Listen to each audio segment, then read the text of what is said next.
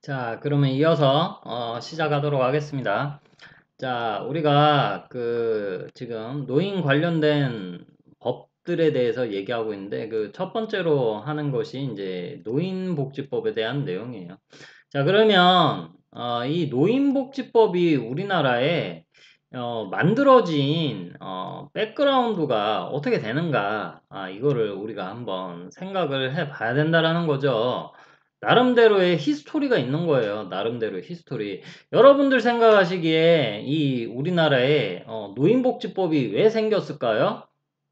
왜 생겼을 것 같으세요? 보통 많이들 말씀을 하시는 게 대부분 노인이 많아지니까 노인복지법 만든 거 아니냐 이렇게 얘기를 많이 하세요. 그렇죠. 여러분들도 그렇게 많이 생각하시죠?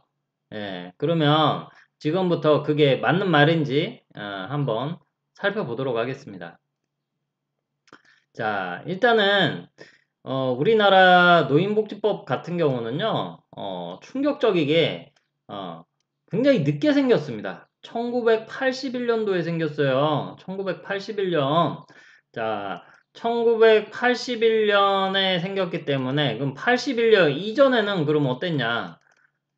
되게 어처구니 없는 것은 이 81년 이전에는 노인을 위한 어떠한 법이 전혀 없었다. 전무했다. 아무것도 없었다. 그러면은 노인을 위한 뭐 그런 게 없었나요? 거의 없었다고 봐도 무방합니다. 그 이제 80년대 그러니까 80년까지만 해도 우리나라에서 노인에 대해서 그렇게 생각을 별로 많이 하지도 않았어요. 그리고 노인도 많지도 않았고 지금처럼.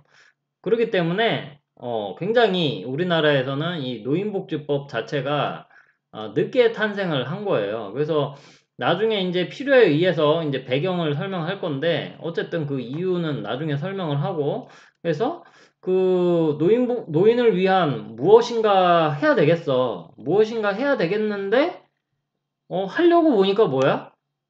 우리나라는 법치국가라 했잖아요. 법이 없는 거야. 뭘 하려고 하는데 법이 없어가지고 이제 부랴부랴 이제 만들게 됐죠. 1981년에. 예. 자, 그래서 81년에 이제 최초로 이제 제정이 되고 나서 이러한 제정이 된 이제 배경은 보면 뒤에서 하나하나 살펴보는데 크게 이제 그 두 가지 이유가 있습니다. 사회, 경제적. 어, 사회, 경제적 요인이 있고요. 그 다음에 이제 두 번째는 관련 제도의 한계, 제도적 요청. 이 두 가지가 이유다. 이렇게 보시면 돼요. 사회, 경제적. 우리 사회가 굉장히 우리나라는 굉장히 빠른 성장을 했습니다. 굉장히 빠른 성장을 했기 때문에 여러 가지 이제 부작용들이 이제 많이 생겨나게 돼요. 그러면서 거기에 대한 설명을 쭉 한번 해보도록 하고요. 그 다음에 두 번째는 제가 좀 전에 설명을 했죠. 뭘 하려고 하는데 법이 없어서 뭘 할 수가 없는 거야. 그래서 부랴부랴 법을 만든 거예요. 그래서 제도적 요청에 의해서 뭔 제도를 하려면 여러분들 그 사회복지 정책론 배우셨잖아요. 정책을 통해서 국가에서 어떠한 제도를 시행을 하잖아요. 제도를 시행을 하기 위해서는 뭐가 있어야 돼요? 법이 있어야 되는 거예요. 그래서 국회에서 법을 만들고 그 법을 바탕으로 해서 행정부가 이제 그 제도를 이제 시행을 하는 거죠. 그래서 행정부인 정부와 국회가 서로 사이가 좋아야지 뭐 항상 좋을 수는 없지만 좋아야지 이제 국정이 잘 돌아간다라는 것이죠. 자, 어쨌든. 자, 그래서 이러한 노인복지법 제정 배경은 크게 두 가지 이유가 있고요. 그래서, 그러한 기본 이념과 내용에 이제 영향을 이제 미치는 그런 내용을 이제 우리가 한번 살펴보도록 하자고요. 자, 어쨌든 간에, 이 법이 이제 생기기 이전에 1970년대부터, 노인 관련된 여러 가지 사회 문제가 이제 등장을 하긴 했어요. 그러면 그 사회 문제가 어떠한 노인 문제를 우리가 사회 문제로 인식을 했었을까 한번 보도록 하자고요. 자, 먼저 사회 경제적 요인 보도록 할게요. 자, 여러분들 노인 인구의 현황 한번 보도록 할게요. 아까 노인 수가 많아지니까 노인복지법 생긴 거 아닌가 이렇게 생각을 할 수도 있다 했잖아요. 그게 맞는지 한번 보자고요. 자, 70년대부터 이제 아이들이 이제 조금 감소를 하게 됩니다.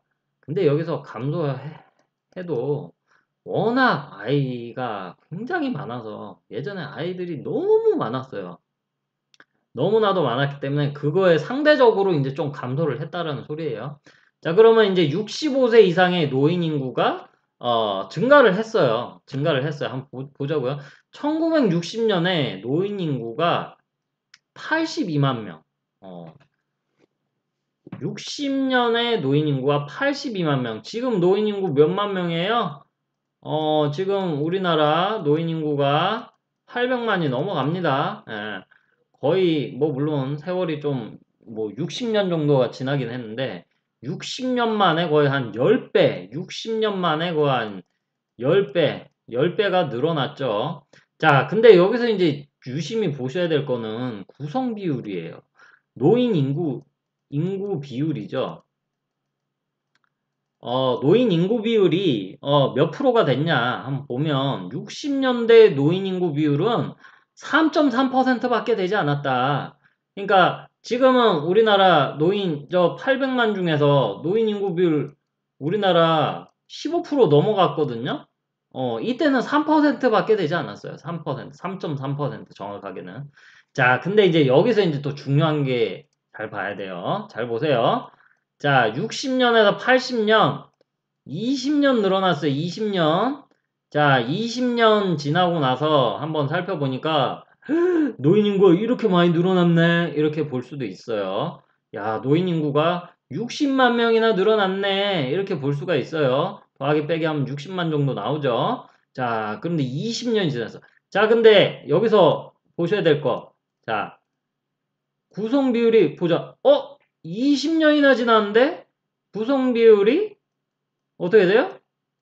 0.5%밖에 늘지를 않았어요. 0.5%밖에 늘질 않았어. 노인 인구 비율이 3.3%나 3.8%나 20년이 지났는데 0.5%? 거의 변한 게 아니에요. 뭐 물론 노인 인구는 늘어나긴 했지만 왜 이럴까? 우리나라가 이때까지만 해도 출산율 아이 출산율이 굉장히 높았어요. 뭐 4명, 3명, 뭐 8명부터 출발했으니까 8명, 6명 뭐 우리가 지난번에 그 그래프를 통해서 잠깐 설명해 드렸었죠. 자, 0.5% 늘어났기 때문에 이 당시만 해도 이 노인복지법이 81년에 생겼다고 그랬었잖아요. 이 당시에도 이 노인이 많아져서 노인복지법을 만들어야 되겠다? 자, 그렇지가 않다라는 거예요. 노인 인구 그 자체, 노인 인구가 늘어나긴 했는데 구성 비율이 우리가 여러분들 아셔야 될 게 항상 인구수가 많이 늘어난다고 해서 중요한 게 아니에요. 비율이 중요해, 비율. 그지? 100만 명에서 80명 늘어나는 거 하고, 아니, 100만 명은 좀 심하고, 1000만 명 중에서 80만 늘어나는 거 하고, 1억 명 중에서 80만 늘어나는 거 하고, 비율이 10배 차이가 납니다. 무슨 얘기인지 아시겠어요? 단순하게 인구가 늘어난다고 해서 그 수치가 늘어난다고 해서 중요한 게 아니고 그 비율이 중요한 거예요. 그 비율. 그지? 마찬가지예요. 우리나라도 노인 인구가 많이 늘어나긴 했지만 800만이나 됐잖아요. 그런데 여기서 중요한 거는 노인 인구 비율을 보는 거예요. 노인 인구 비율. 우리나라 인구가 굉장히 많이 늘어나고 있으면 이 노인 인구 비율은 15% 밑으로 떨어지겠죠. 10%가 될 수도 있어요. 그제? 자, 그렇기 때문에 결론적으로 말씀드리면, 노인 인구가 증가를 하기는 했지만, 20년 사이에, 어, 노인 인구 그 자체가 노인복지법 제정의 직접적 요인은 아니다. 아니다라는 것이에요. 20년 동안 0.5%밖에 늘어난 게 아니니까.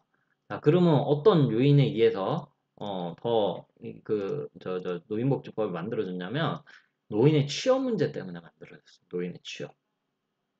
자, 일단은 1960년대부터 우리나라가 경제개발 5개년 계획을 이제 세워가지고 지금은 이제 경제사회개발 5개년 계획을 이제 세우고 있는데 이 시기에는 이제 우리나라 굉장히 못 살았어요.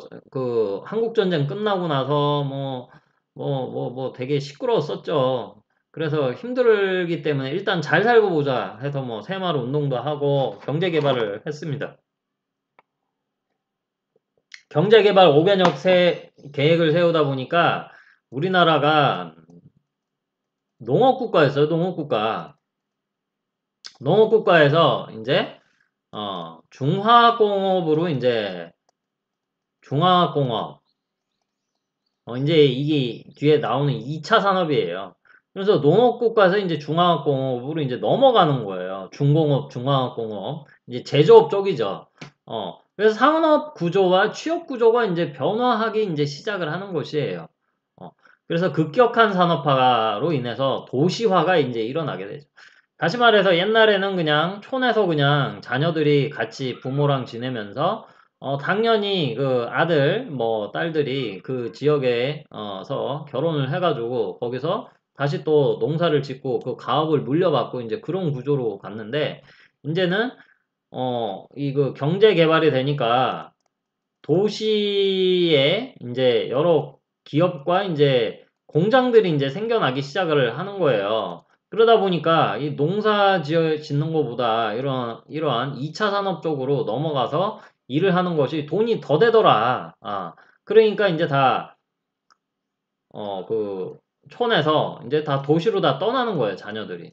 공부도 이제 더 많이 해가지고, 이제 다 큰 도시로 가서 공부를 하고, 어, 취직 자리가 많은 큰 도시로 이제 다 넘어가게 되는 거죠.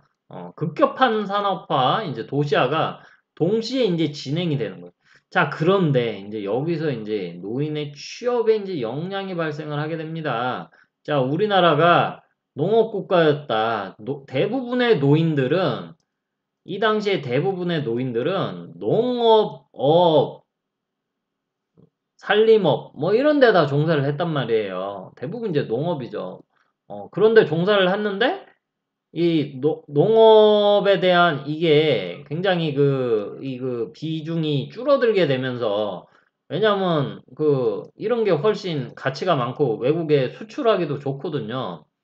어, 오히려 우리나라가 쌀을 우리나라가 외국에 판매를 하는 것보다 차라리 그 쌀이 예를 들어서 있으면은 그 쌀을 가지고 과자를 만든다든지 떡을 만든다든지 무슨 뭐 2차 가공을 하는 거예요.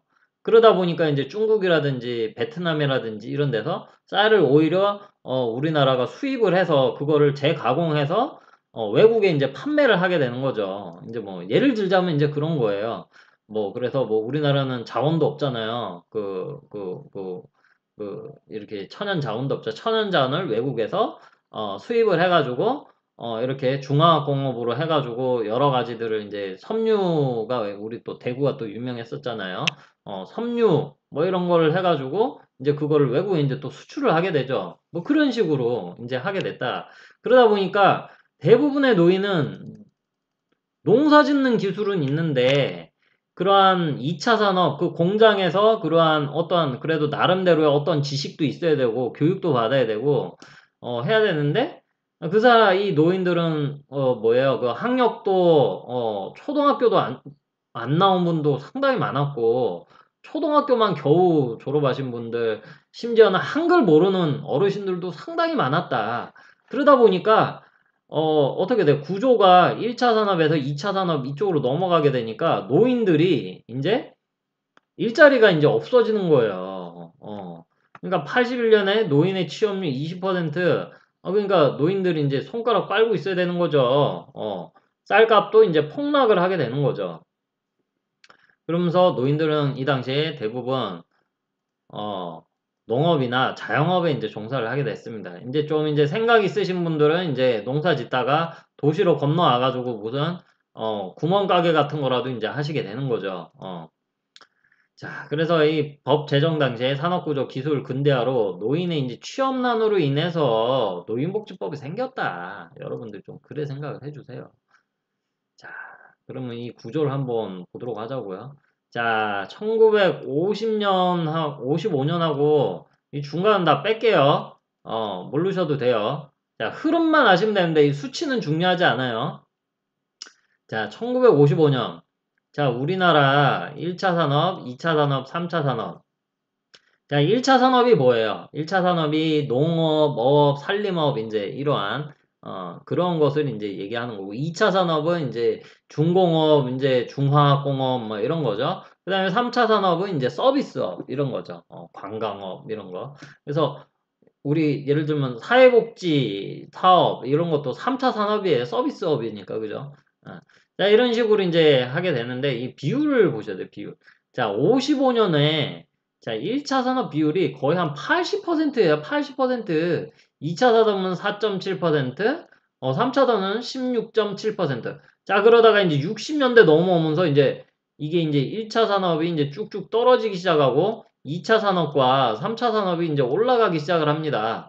그러다가 이제 쭉쭉쭉 한 20년 정도 지나서 80년, 1980년에 보니까 무려 1차 산업 비중이 야, 34%, 55년에 비해서 절반 이하로 떨어졌다. 2차 산업과 3차 산업 비중이 어마어마하게 커졌다. 특히나 3차 산업. 이쪽으로 이제 뭐, 고등학교, 대학교를 이제 나와야지 이제 이쪽으로 이제 갈 수가 있게 되는 거죠. 좀 전문 지식이 있어야 되니까. 자, 이런 식으로. 자, 그러면서 노인들이 이제 갈 곳이 이제 없어지게 되는 거예요. 노인들은 여기 취업을 할 수가 없거든. 한글도 모르는 분도 많으셨고, 학력도 그 정도로 안 됐고 하는데, 기업이나 이런 데는 그 노인들을 고용할 생각이 없었어요. 왜? 젊은 사람 많았거든요. 일할 노동력이 우리나라는 굉장히 풍부했어요. 예. 자, 그래서 노인의 취업 때문에 취업을 어떻게 개선을 해보고자 노인 그 복지법을 만들었다라는 게 이제 여기 나오게 되고요. 자, 또 다른 요인을 한번 보도록 할게요. 가족 부양 의식이 이제 변화를 하게 됩니다. 자, 급속한 산업화와 도시화를 이제 하게 됐어요. 자, 아까 다 설명했죠. 촌에서 이렇게 도시로 이제 넘어가게 됩니다. 자, 자녀가 내 부모랑 같이 촌에서 같이 농사 짓고 같이 지낼 때는 이제 대가족이었어요. 대가족으로 잘 지냈는데 이제 자녀가 더 기회가 많고 내가 더 성장을 할 수도 있고 돈도 더 많이 벌 수 있는 도시로 이제 다 이주를 해 가는 거예요. 자, 그러면 이제 자연스럽게 어떻게 돼요? 대가족에서 핵가족이 되는 거죠. 핵가족. 대가족에서 핵가족이 되는 거예요. 자, 대가족일 때는 내가 내 부모랑 같이 사니까 자연스럽게 내가 같이 부양을 어렸을 때부터 그렇게 살아왔으니까 나도 그러니까 예를 들면 내가 할아버지랑 같이 살면 내 부모가 나의 할아버지를 모시고 살았으니까 나도 나중에 우리 아빠가 늙으시면 내가 부양을 해야지 이렇게 자연스럽게 생각을 했어요. 자, 그런데 이제 대가족에서 이제 도시화로 이제 되면서 다 도시로 이제 떠난다 했잖아요. 자연스럽게 자녀들이 다, 떨어지게 되면서, 도시에서 자기들이 이제 또 자기 가족을 꾸리게 되면서 핵가족을 만들게 되는 거예요. 그러다 보니까 내 부모랑 같이 사는 사람들이 계속 줄어들게 되는 거예요. 그러게 되니까 자연스럽게 뭐야. 내가 내 부모를 반드시 모셔야 되겠다라는 그러한 가족 부양 의식이 이제, 어, 바뀌게 되기 시작을 하게 되는 거예요. 내가? 반드시 내가 장남이라고 내가 반드시 모셔야 되나? 내가 아들이라고 반드시 모셔야 되나? 이런 생각을 하게 되는 거예요. 여기 보시면 이제 또 이런 얘기가 나오죠. 원래 마지막까지는 이제 가업을 잇기 위해서 장남은 보통은 이제 남아 있었어요. 근데 장남마저도 오히려 더 공부를 많이 시켜서 대학도 보내고 이러게 되죠. 대학물 먹고 이제 그 도시에서 이제 좋은 연봉에 이제 취직을 하게 되는데 뭐하러 이거 부모가 있는 촌에 누가 내려와서 살겠어요. 그쵸? 자, 그러다 보니까 이제 사람들도 생각이 장남이 무조건 부모를 모셔야 되겠다는 생각에서 우리 가족들, 자녀들이 모두 다 같이 부모를 부양을 하자라는 방향으로 이제 생각이 이제 바뀌게 되기 시작을 합니다. 물론 이 시기에도 이제 장남이 우선이고 아들이 먼저고 그런 의식은 있었어요. 하지만 그게 깨어지기 이제 시작을 했던 거죠. 80년대부터. 자, 그리고 이제 77년에 민법이 개정이 됐어요. 민법이 개정이 됐어요. 이게 무슨 말이냐면요. 자, 예를 들어서 부모님이 있었어요. 부모님이 보통 재산을 과거에 누구한테 주로 많이 줬어요? 장남이나 아들에게 다 물려줬단 말이에요. 딸들은 그냥 시집 갈 때 뭐 혼수인가 예단인가 그거 주고 끝이에요. 그거 가면은 너는 이제 그 집에 귀신이 되라 하면서 끝. 그리고 우리 그 아들들 장남들한테만 재산을 줬단 말이에요. 자, 그런데 이제 이러한 부양의식이 이제 약화가 되기 시작을 했다 했잖아요. 그러면서 77년에 이제 민법도 이제 개정을 하게 돼요. 자, 이제 이 재산 이런 식으로 주지 마. 자, 재산 아들, 딸 구별을 하지 말고 1대 1대 1로 줘. 자, 예를 들어서 내가 재산이 3억이 있었어. 3억이 있는데 내가 자녀가 3명이 있었어요. 근데 내가 우리 장남이니까 아들 둘, 딸 하나 있다고 쳐요. 장남한테 2억 주고 그 다음에 둘째 아들한테 1억 주고 딸한테는 한 푼도 안 줬어. 옛날에는 그랬다고. 근데 이제 어떻게 됐어요? 이 민법이 77년에 개정이 되면서 야, 이제 특별하게 유언이라든지 그런 게 없으면 무조건 아들, 딸 구별하지 말고 장남 필요 없어. 네 재산 3억이지? 그러면 장남 1억, 둘째 아들 1억, 그 다음에 딸 1억 이렇게 똑같이 나눠 가져라. 이렇게 얘기를 했어요. 재산을 그렇게 상속을 해라. 이렇게 하게 됩니다. 다시 말해가지고 이 노부모의 부양 의식이 기존의 장남 책임 중심에서 자녀 모두의 책임으로 이제 변화가 되는 거예요. 재산 똑같이 나눠 가지니까 어, 부양도 같이 똑같이 하자. 이렇게 사람들이 생각을 하기 시작을 했다라는 거죠. 요즘에는 아예 뭐 자녀가 없는 사람도 있지만 딸 하나만 있는 경우 있잖아. 딸 하나만 있는데 내 재산 누가 가져갈 거야? 응? 그리고 아들 하나, 딸 하나 있어. 요즘에 똑같이 합니다. 내가 죽기 전에 재산이 뭐 한 10억 있었어. 그럼 아들한테 5억, 딸한테 5억. 뭐 물론 예를 들어서 내가 딸이랑 사이가 안 좋아. 그러면 너는 4억만 뭐 1억만 주고 아들을 뭐 9억을 줬어. 자, 그러면 이제 복잡해집니다. 자, 어떤 경우가 있었냐면 우리 그 S그룹 있잖아요. S그룹. S그룹 같은 경우는 그 여러분들 다 아시죠? 우리나라에서 제일 큰 기업 아니에요. 거의 이제 그 창업주 이병철 회장이 이제 그 자녀에게 이제 재산을 이제 다 물려주고 하게 되잖아요. 그러면서 뭐 회사도 이제 막 다 뭐 갈려져 나가게 되죠. 자, 그런데 이제 이 당시에도 이제 아들들한테 주로 재산이 많이 갔어요. 딸들한테 주기는 줬는데 적게 줬겠죠. 그러다 보니까 이제 나중에 이제 고 이병철 회장이 사망을 하시고 나서 어떻게 돼요? 이 딸들이 이제 소송을 거게 됩니다. 이 민법 개정되고 나서 소송을 걸어요. 야, 우리 아빠한테 나도 재산 받아야 되는데 왜 오빠들이 재산 다 가져가? 하면서 소송을 걸어요. 뭐 물론 그때 아버지의 유언이 있어서 뭐 몇 대 몇 대 몇 뭐 이런 식으로 이제 그 유언장에 이제 적혀 있었었겠죠. 자, 그렇긴 하지만 이 딸이 이제 소송을 걸어가지고 유류분이라는 게 있어요. 유류분. 원래 아들, 딸 다 1대 1대 1을 가져가야 되는데 이제 이게 안 됐잖아요. 안 돼가지고 나도 1대 1대 1로 해줘. 하면은 똑같이 1을 받아갈 수 있냐? 그건 아니고, 내가 원래 받아야 될, 몫의 25%는 받아올 수가 있게 되는 거예요. 그 이제 대기업 같은 경우는 자산이 어마어마하잖아요. 예를 들어서 내 몫으로 받아야 될 돈이 원래 100억이었어. 근데 내가 1억밖에 못 받았어. 그러면은 내가 원래 25억을 받아야 되잖아요. 그럼 나머지 24억을 내가 소송을 걸어서 내가 받아올 수가 있는 거예요. 법이 그래 바뀌었어요. 이제 내가 그래서 뭐 쟤는 믿고 쟤는 뭐 자랑스러우니까 쟤 돈을 많이 줘야지, 재산 많이 줘야지 이러면 나중에 자녀들이 나중에 그 불만을 품고 소송을 걸 수도 있습니다. 뭐 어쨌든 이렇게 민법이 개정이 돼서 이제 그렇게 좀 되었다. 뭐 이렇게 알고 계시면 될 것 같아요.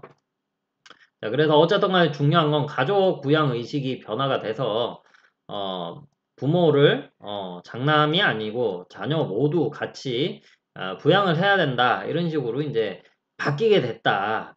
자, 그리고 이제 두 번째는 세 번째는 뭐예요? 관련 제도의 한계에 의한 제도적 요청. 아까 이거도 했던 얘기죠. 국가에서 뭐 무슨 제도, 노인 복지 제도를 마련을 해서 뭔가 하고 싶은데 법이 없는 거야. 웃긴 거는. 법이 없는 거야. 자, 그래서 거기서 첫 번째 이제 하려고 했었던 게 노후 소득 보장에 대한 뭐 경제적 빈곤, 독거노인, 이제 뭐 자녀가 있어도 자녀가 그 부양 능력이 없거나 부양을 안 하거나 뭐 여러 가지 케이스가 있겠죠. 어쨌든 간에 이제 노인들을 위한 노후 소득 보장에 대한 어떠한 뭐 돈을 주고 싶어도 뭐 법에 적혀져 있는 게 아무것도 없는 거야. 야, 이래선 안 되겠다. 야, 돈을 뭐 주든지 뭐 서비스를 제공하고 싶어도 뭐 법이 없네? 야, 법 만들자. 이렇게 된 거예요. 그리고 어처구니 없게도 81년에 이전엔 노인복지 서비스라는 게 없었어요. 왜냐? 법이 없었으니까. 자, 그래서 외국을 이제 다 보니까, 가까이 있는 일본이라든지 유럽 국가들 보니까, 노인복지 서비스라는 게 있대. 야, 우리나라도 이제 앞으로는, 대비해야 되겠다. 이렇게 생각을 하게 되는 거죠. 노인을 위한 서비스들을 한번 만들어 보자. 자, 그러기 위해선 뭐가 필요하다? 법이 있어야 되겠다. 그래서 제, 제일 먼저 만든 게 이제 노인복지법이다. 이렇게 보시면 될 것 같아요. 그래서 이제 법적 근거를 만든 거예요. 법적 근거.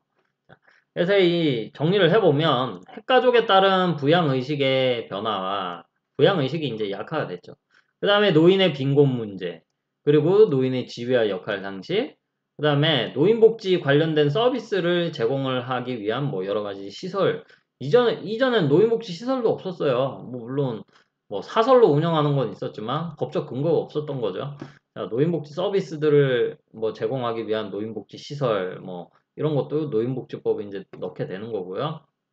그래서 이러한 법적 근거 마련을 위한 이제 필요성에 의해서 이제 그 노인복지법이 만들어졌다. 뭐 이렇게 여러분들이 좀 정리를 해주시면 좋을 것 같아요.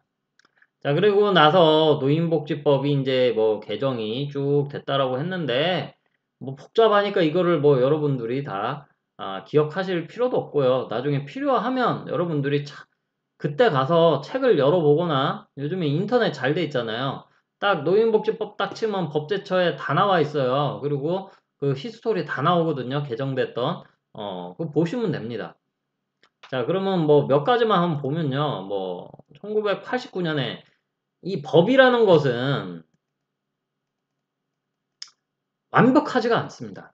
세상에 완벽한 법은 존재하지 않아요. 그래서 그 법을 만들고 나서 시대에 맞게 계속 수정 보완을 합니다. 그거를 우리가 개정이라고 얘기를 하는 거예요. 자, 수도 없이 이제 노인복지법도 이제 개정을 했는데, 이제 뭐, 좀 많이 뜯어 고쳤을 때를 뭐 몇 개 하나 보도록 하자고요. 1989년도에 이제 81년도에 처음 만들고 나서, 이제 2차 개정을 이제 하게 되는데요. 이때 좀 많이 바뀌어요. 많이 바뀌게 되는데 그 내용을 다 알 필요는 없고요. 중요한 거는 국가에서 노인복지에 대한 책임을 좀 더 강화하겠다라는 말이 법에 써져 있게 되는 거예요. 그 이전에는 국가에서 뭘 하겠다? 국가에서 책임이라는 단어를 쓰지를 않았어요. 노인복지법에. 그런데 그 책임이라는 단어가 이제 들어가게 되는 거죠. 자, 그 다음에 이제 93년도에 이제 3차 개정이 됐는데 이때는 주로 보면 어떠한 노인복지 시설을 운영하는 게 비영리 법인이라든지 국가에서만 운영이 가능했는데 야, 이 시설을 좀 많이 늘리기 위해서는 규제를 좀 풀어야 되겠다. 일반 개인이나 기업들도 뜻이 있고 이렇게 사명감 있는 사람들이 있다면 기업이나 개인도 노인복지 시설을 설치 운영할 수 있게 법을 손질을 해서 오픈을 하게 됐어요. 자, 그 다음에 이제 뭐 5차 개정, 뭐 IMF 때 노인 문제가 많이 발생을 했거든요. 이때 노인들이 많이 자살도 하고 우리나라 그때 되게 힘들었었으니까요. 그러면서 법 개정하고 그 다음에 이제 1999년도에 7차 개정이 있었었는데 이제 민간에서 이제 뭐 법인이나 개인이나 기업에서 시설을 운영하는데 조금 규제를 완화를 해서 좀 자율성을 줘서 좀 니들이 자유롭게 잘 운영을 해보세요. 이렇게 얘기를 하게 됩니다. 그 다음에 경로연금 제도의 이제 문제점을 이 경로연금이 후에 기초 노령연금 그 다음에 이게 기초연금으로 이제 바뀌게 됩니다. 그런 것들은 이제 이때 이제 또 개선을 이제 하게 됩니다. 자, 그 다음에 2000년에 노인 주거복지시설, 지금은 잘 모르실 수도 있는데, 양로원 같은 시설을 얘기를 하는 거예요. 양로원, 실버타운, 이게 이제 노인 주거복지시설이에요.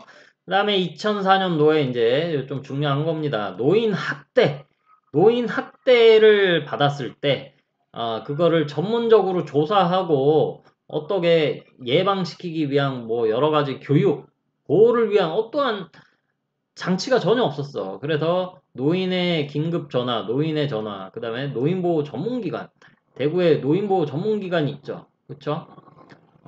그 다음에 2005년도에 노인 일자리 전담기관. 그래서 여러분들 각 구에 시니어 클럽이라고 있습니다. 시니어 클럽에 이제 어르신들 이제 그 일자리 알선도 해주고 기업에 이렇게 매칭을 해주기도 하고 필요에 따라서는 시니어 클럽에서 노인 일자리를 만들어요. 만들어서 일을 할 수 있도록 해드립니다. 그리고 뭐 요즘에 노인 사회활동 지원 사업 뭐 이런 것도 있잖아요. 자, 그 다음에 2007년도에 이제 노인장기형 보험제도가 이제 만들어져 가지고 2008년도에 이제 시행이 됐고요. 그리고 기초노령연금 제도도 마찬가지로 이때 만들어져서 그 2008년도에 시행이 됩니다. 자, 여러분들 법이 만들어졌다고 해서 바로 시행이 되는 건 아니에요. 법이 만들어지고 나서 유예기간이 있습니다. 유예기간이 있고 유예기간이 지난 다음에 이제 실제 시행을 하는 거예요. 법을 만들었다 해서 바로 하는 건 아니에요. 자, 그래서 이렇게 뭐 그 이후에도 수도 없이 개정이 이제 계속됩니다.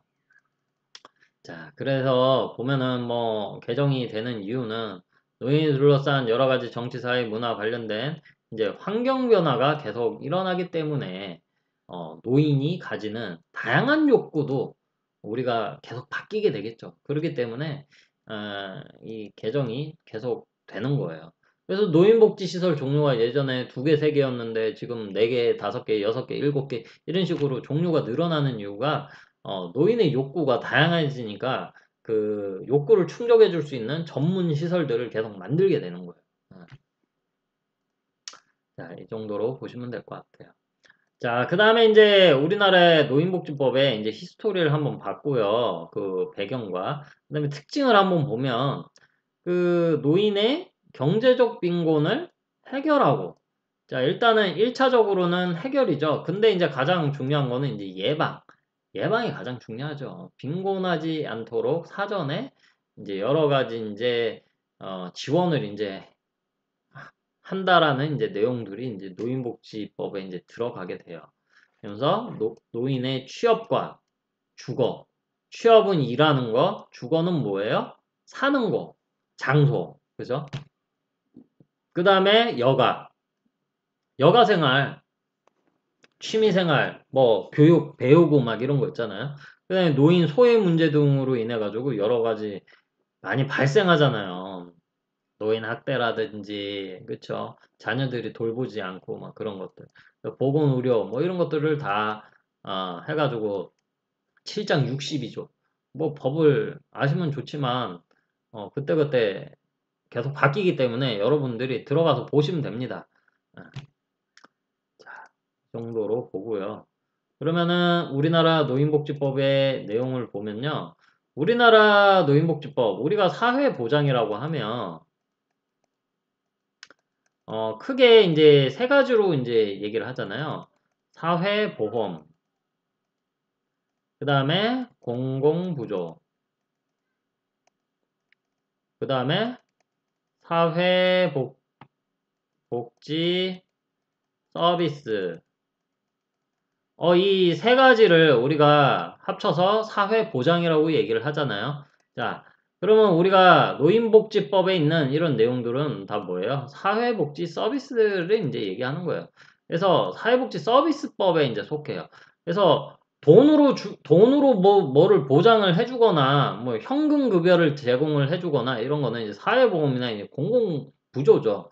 우리 사회복지 서비스 같은 경우는 어떠한 비화폐적인 거, 돈을 주는 거는 없어요. 돈을 주지는 않고 어떠한 서비스, 현물급여죠. 현물급여가 이제 서비스가 되겠죠. 이제 그런 것들을 이제 제공을 하는 사회복지 서비스법 중에 이제 사회복지 서비스법에 이제 노인복지법도 있고 아동복지법, 뭐 장애인복지법, 뭐 다문화 가족지원법, 뭐 쭉쭉쭉쭉 가족지원법, 뭐 쭉쭉쭉 나오게 됩니다.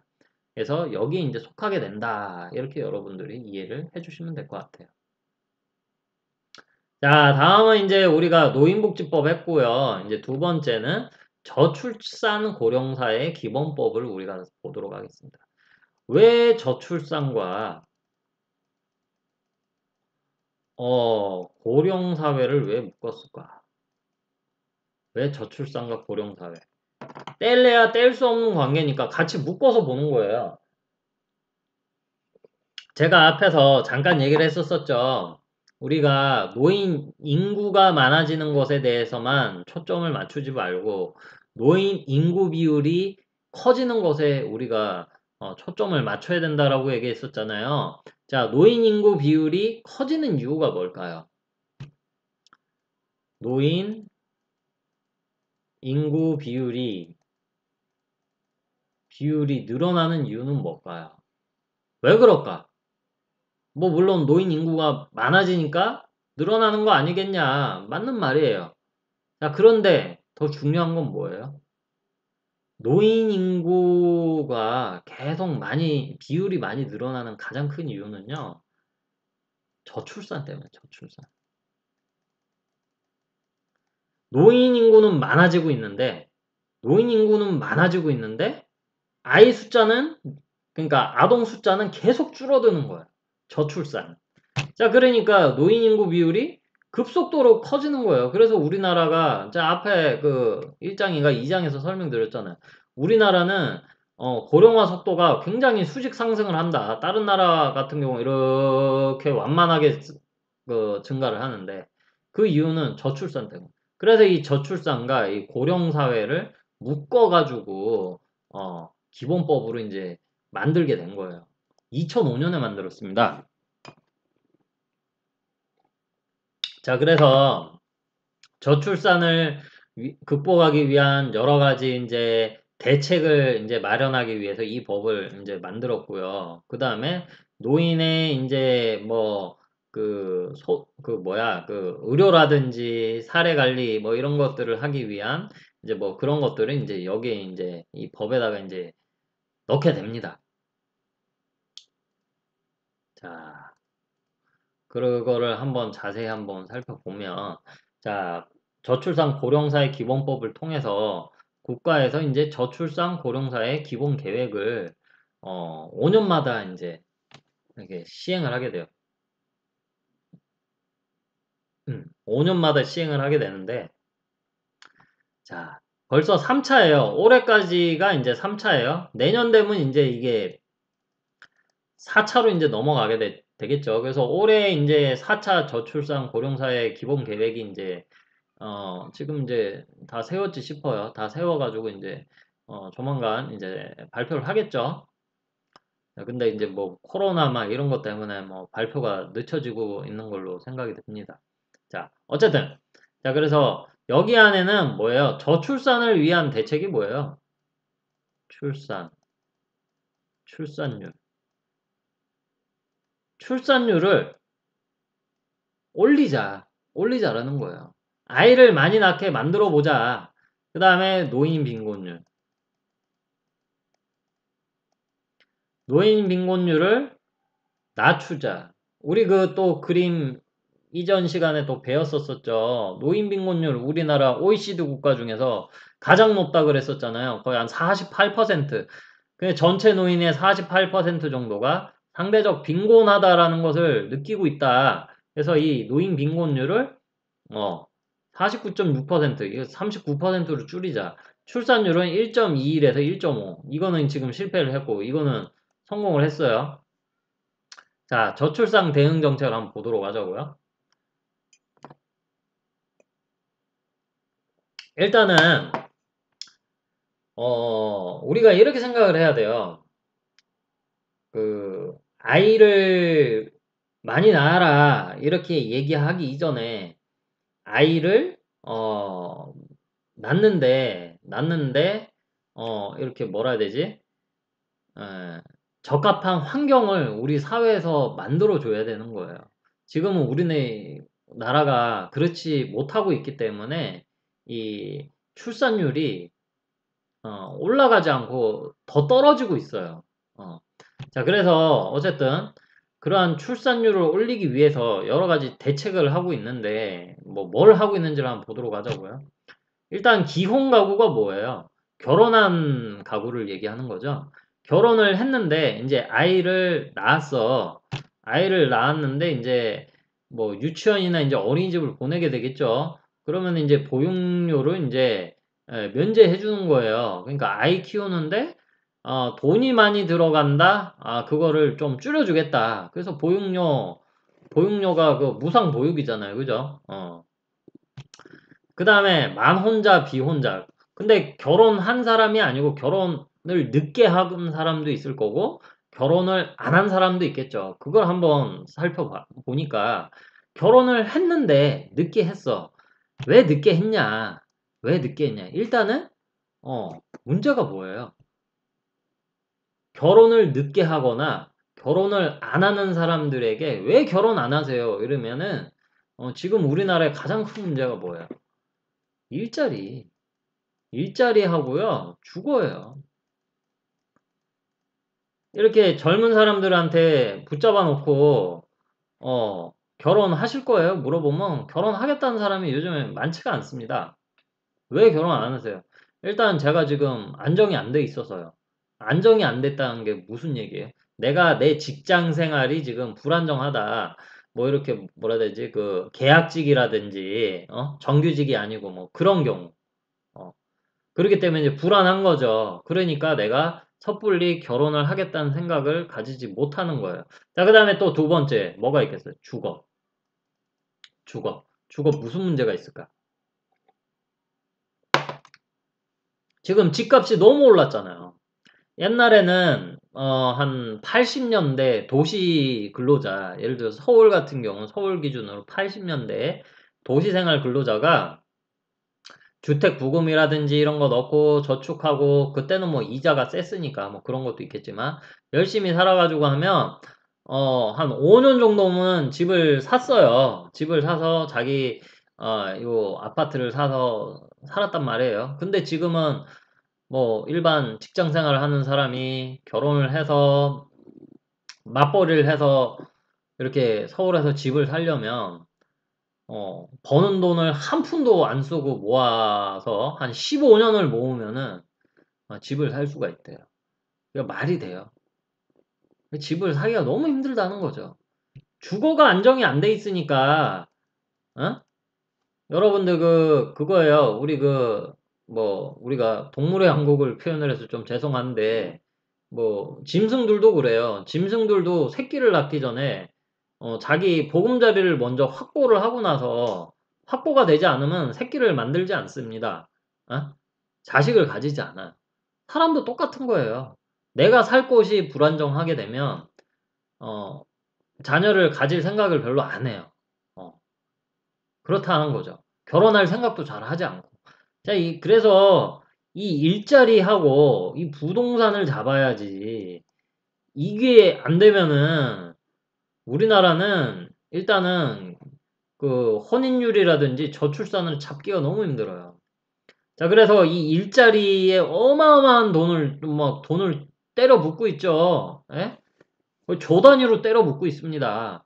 요즘에 청년을 위해서는 청년을 위한 여러 가지 통장도 만들고, 해가지고, 여러 가지 청년을 고용하는 기업에 인센티브도 주고, 청년 고용을 하면, 거기에 세금 감면 혜택도 주고, 월급에 보태 쓰라고 돈도 넣어주고, 다양한 정책이 있어요. 그리고 또 청년은, 꼭 대기업이 아니고 중소기업에 취업을 하게 됐을 때, 또 무슨 취업 패키지 이래가지고 또 취업 성공 수당 해가지고 몇백만 원 이렇게 주기도 합니다.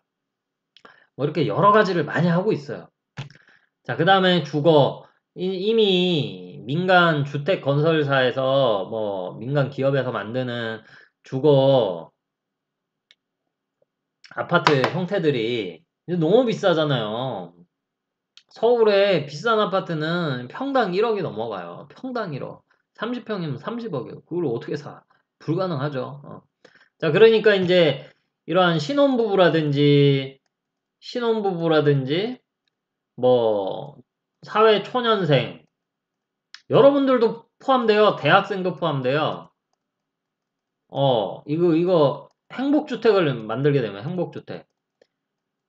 행복주택 만들어가지고, 여러분도 오해는 하지 마세요. 기초생활수급자가 사는 영구 임대 아파트하고는 틀립니다. 이 행복주택은 또 틀려요. 행복주택은 이제, 도시 외곽에도 있지만 도시 중심가에도 많이 있고요. 그래서 평수도 뭐, 16평부터 33평까지 다양합니다. 굉장히 종류가 많아요. 그래서 국가가 이제 만든 거예요. 국가가 만들어서 소급자들한테만 하는 게 아니고 일종의 공공임대주택인데 그 중에서도 그 대상을 신혼부부, 사회초년생, 대학생 등으로 이제 제한을 두는 거예요. 좀 젊은 사람들에게 아, 주거를 제공을 해주는 거죠. 최대 5년, 최대 10년인가 살 수 있는 것 같더라고요. 사람마다 좀 차이는 나는데, 5년에서 10년, 갱신을 하면서. 어쨌든 집주인이 국가니까, 갑질을 하거나, 월세를 심하게 올린다던가, 그렇게 하는 경우는 없겠죠. 그래서, 주거를 조금 안정화시키기 위한 여러 가지 정책을 하고 있고, 또 부동산 안정을 시키기 위해서 국가에서 여러 가지 또 대책을 내놓고 있죠. 뭘 하고 있어요? 우리나라의 주택을 여러 채씩 가지고 있는 사람들 때려잡고 있죠, 지금. 그래서 다주택자. 자, 원래 이 집이라는 것은, 뭐예요? 쉬는 곳이에요, 쉬는 곳. 쉬는 곳인데, 이 집을 가지고, 재테크를 하잖아, 재테크. 재테크, 이거 해가지고, 이거 뭐예요? 이 투기하잖아. 이거를 하니까 집값이 이게 올라가는 거거든요? 그러니까 이거 못하게 하려고 지금, 어, 다주택을 가지고, 그러니까 주택을 하나가 아니고 여러 채 가지고 있는 사람은 세금을 지금 많이 물리는 중과세 막 때리고 있죠. 종합부동산세도 매기고, 보유세도 부동산 보유세도 매기고 해가지고 주택을 한 개만 가지게끔 이제 만들기 하고 있는 거예요. 그리고 이제는 얼마 전에 또 부동산 대체 월세 예? 그 다음에 전세 세금 신고 안 하고 돈만 다 받아가잖아요. 그제? 그 전월세 부동산 신고해서 세금도 이제 내야 돼요. 이제. 뭐 그런 식으로 해가지고, 집값을 계속 떨어뜨리려고 지금 국가에서 굉장히 노력은 많이 하고 있는데, 그게 쉽지가 않은 것 같아요. 역대 정부들이 다 실패한 게 이게 부동산 주거 안정 정책인데 이게 굉장히 힘들어. 자, 어쨌든 그렇고요. 그 다음에 또 우리나라 여성들이 아이를 많이 낳지 않는 이유가 뭘까 한번 보면요. 이 남자들이 잘못한 것도 상당히 많습니다. 남자들이 결혼을 해서 이제 같이 살잖아요. 같이 살면 가사를 이제 분담을 하잖아요. 가사를 분담을 해야 되는데 예를 들어서, 같이 살게 돼서 내가 남자니까 내가 빨래도 하고 내가 청소도 했어. 그러고 나서, 남성들이 보통 뭐라고 얘기를 많이 할까요? 내가 너를 도와줬어. 이렇게 얘기를 합니다. 그게 옳은 말일까요? 내가 너를 도와줬어. 옳은 말일까? 정확하게 얘기하면 옛날에는 맞는 말이었는데 지금은 틀린 말이죠. 요즘에 남자 여자 구별이 어디 있어요? 일 내일 없어요. 같이 살면 같이 하는 거예요. 내가 너 도와준 게 아니고 내 일을 그냥 내가 한 거야, 그냥. 남성들의 그 사고를 바꿔야 되는 거예요. 가사 분담하는 거 당연히 하는 거예요. 남자가 요리를 할 수도 있는 거고, 남자 청소할 수도 있는 거고, 그 다음에, 어, 여성이 능력이 좋으면 여자가 나가서 돈 벌고, 남자는 집에서 집안 살림을 할 수도 있는 거예요. 생각을 바꾸셔야 돼요. 그래서 남성의 가사 분담 참여 동료. 그래서 여자들이 여성들이 아이를 많이 안 낳는 이유 중에 또 하나가 뭐냐면요. 남자들이 집안일을 별로 하지 않는 것과 그 다음에 아이를 이제 출산을 이제 한 명을 낳았어요. 그러면 아이랑 놀아주는 거, 아이를 돌봐주는 거에 남성들이 그러니까 육아 참여죠. 육아 참여율이 우리나라가 너무 낮아. 아, 그래서 보통 요즘에 젊은 아빠들은 좀 많이 바뀌긴 했는데, 아직도 보면은, 어, 남자, 여자 퇴근해 오면은 똑같잖아요. 똑같이 피곤해. 근데 남자는, 나 피곤하니까 들어가서 난 좀 쉬어야 되니까 집에 들어가서 이제 컴퓨터 켜고 이제 게임하고 노는 거예요. 그걸로 이제 스트레스 푼다고. 근데 이제 여성들은 뭐야? 자기는 이제 퇴근해서 이제 피곤해 죽겠는데, 어린이집에서 애 받아가지고, 돌봄교실에서 애 받아가지고, 씻기고, 밥 먹이고, 숙제 봐주고, 놀아주고, 그러고 자는 거야. 그 여성이 어떻게 생각하겠어? 내가, 애 다시나 더 낳나 보자. 다시는 더 안 낳는다. 한 명으로 끝! 한 명으로 끝! 이런 식으로 생각을 한다고. 남성이 육아에 적극적으로 참여 안 하면, 여성들이 아이 낳을 생각을 하지 않습니다. 너무 힘드니까. 집에 와가지고 나의 또 다른, 일과가 시작이 되는데, 여성들 너무 힘들잖아요. 그래서, 대구 여성가족재단, 뭐, 경북, 여성정책개발원 이런 데서 일가정양립지원센터를 만들어가지고, 어, 성인지 교육이라든지 뭐 여러 가지 아빠들 교육을 많이 시키죠. 저도 교육을 받았습니다. 그래서 그 다음에 남성의 육아휴직. 그리고 여러분도 또 생각을 바꿔야 되는 게 육아휴직 왜 여자만 써야 돼? 남자도 쓸 수 있어요. 그리고 요즘에는 육아휴직이 1년이라고 치면 여자가 다 안 써도 돼요. 6개월은 여자가 쓰고 나머지 6개월은 남자가 쓰면 돼요. 그래서 남자도 같이 아이 키우는데 동참을 해야 됩니다.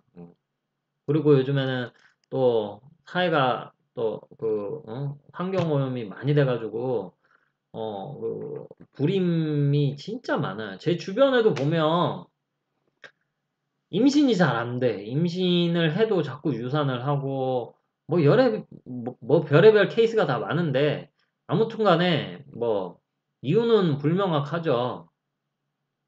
누구 문제인지도 정확하게 모르겠고 어쨌든 간에 그래서 뭐 시험관하기, 인공수정 뭐 이런 것들을 통해서 이제 계획 임신도 하긴 하는데 그 돈이 많이 들잖아. 그래서 인공수정 시험관 하는 부부들에게 난임 부부 이런 부부에게 지원을 해줍니다.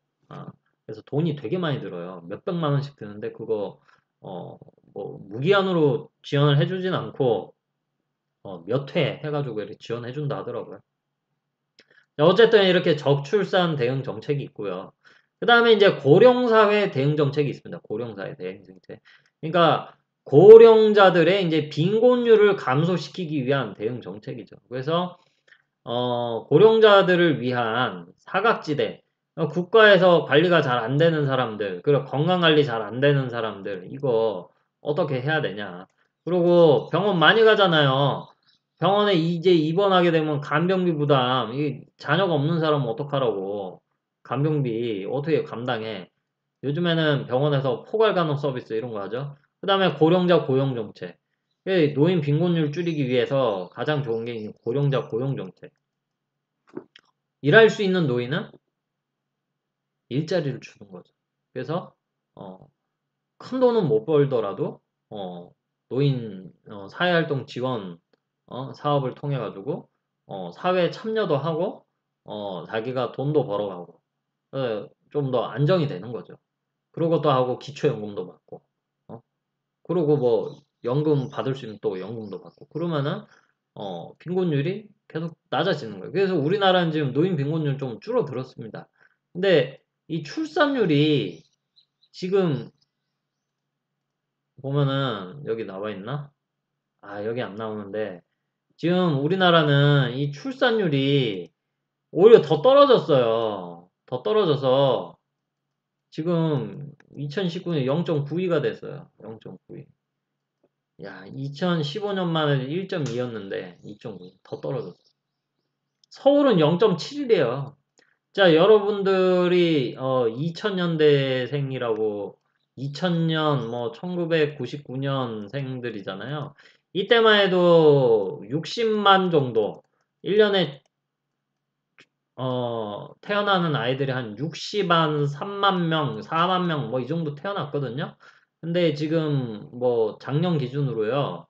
2019년 기준으로 신생아가 30만 명이야, 30만.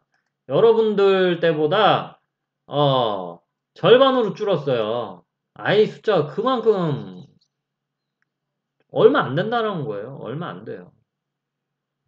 자, 그래서 이 저출산, 이 대응 정책이 앞으로 우리나라, 진짜 심각하게 받아들이고, 진짜 이런 것만으로는 좀 안 되고 더 획기적인 뭔가를 만들어서 해야 된다고 생각을 합니다.